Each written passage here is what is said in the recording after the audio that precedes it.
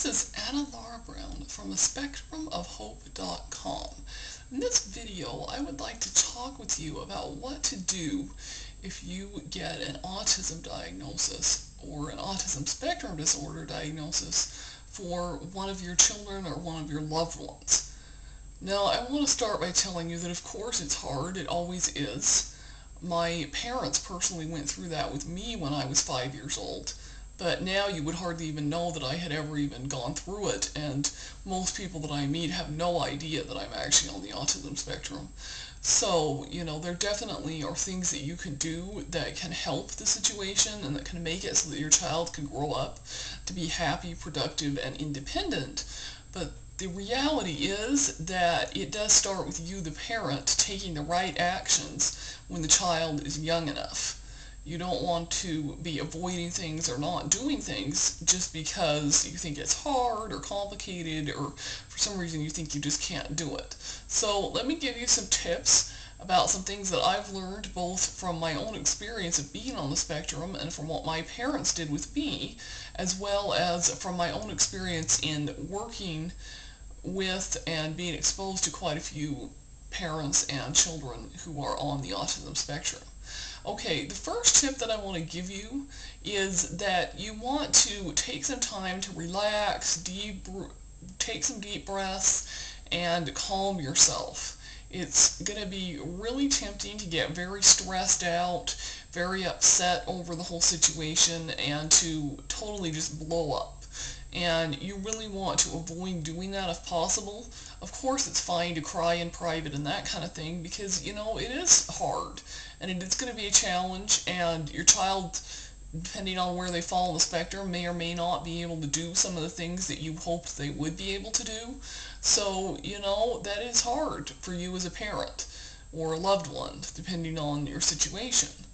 But you really do have to avoid blowing up or getting too upset about it, especially if your child is higher functioning, because the child is going to notice how the parent or loved one behaves, and that is going to have a negative impact on the child if you are too visibly upset about it.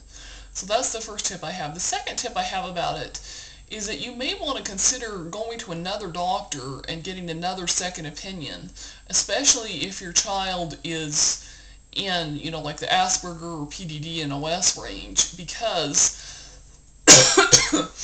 sorry about that.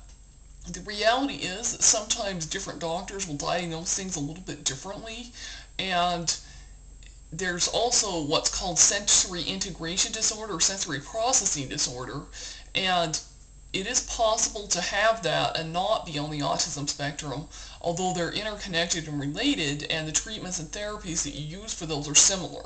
So especially if you kind of think that your child may have some of the symptoms of autism but may not be, seems pretty functional or verbal, they tend to be somewhat loving and social, that kind of thing, you may want to attempt to or consider getting another second opinion, just so that you have two different doctors who have verified that the child actually has the diagnosis that the first one said they had. The third thing that you also want to keep in mind is that you want to do some research and homework yourself. In other words, you want to read some books, you want to contact some of the local organizations, see if you can go online and get some support groups from parents. In other words, do some of your own research, and don't let only the doctors or medical professionals determine the kinds of treatments and therapies that you're going to get for your child. Because the reality is that you know your child better than they do, and in a lot of cases, I'm not trying to knock them, but a lot of medical professionals, that kind of thing, tend to be more on the negative side, and they don't tend to tell you the positive things that could come with autism or give you any kind of encouragement or hope for the fact that your child may eventually recover and be a lot more functional than they are right now. So that's pretty important. Then the other thing that you want to do is you want to make sure that you start getting your child on good high quality food, which may include going on the gluten-free diet, getting them on some vitamins, nutritional supplements. There are lots of different ones out there. I have my own opinions about which ones are best, and you could ask me if you want. But the idea is that you really want to start some of the therapies and treatments right away as soon as you can, and start that program to help your child become more functional and to succeed as an independent and thriving adult when the time comes. Then the last thing that you want to do, and this is certainly not least, is you really want to try to be as positive as you can all the time and to have a future outlook. In other words, just because your child behaves a certain way at age 4 doesn't mean they'll be that way at age 40. In fact, there's a history of a lot, and I mean a lot of children who are diagnosed as being on the spectrum who by the time they're an adult, most of the general public wouldn't even know for the most part that they even had it. So you don't want to shoot yourself in the foot or get too upset over it and dwell too much on the present, but look forward to the future and know that there is a lot of hope for it, and there's obviously a lot of research being done about autism, about how to cure it, different therapies, treatments, different things that can help.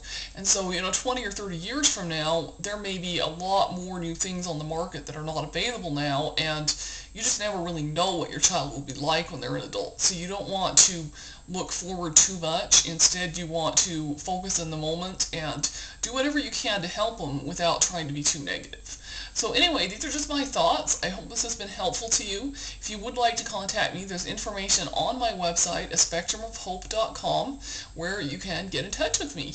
Thanks for watching. I hope to catch you on another video and that you'll keep reading my blog, subscribe, grab my free ebook, and feel free to get in touch with me. Thanks. Bye-bye.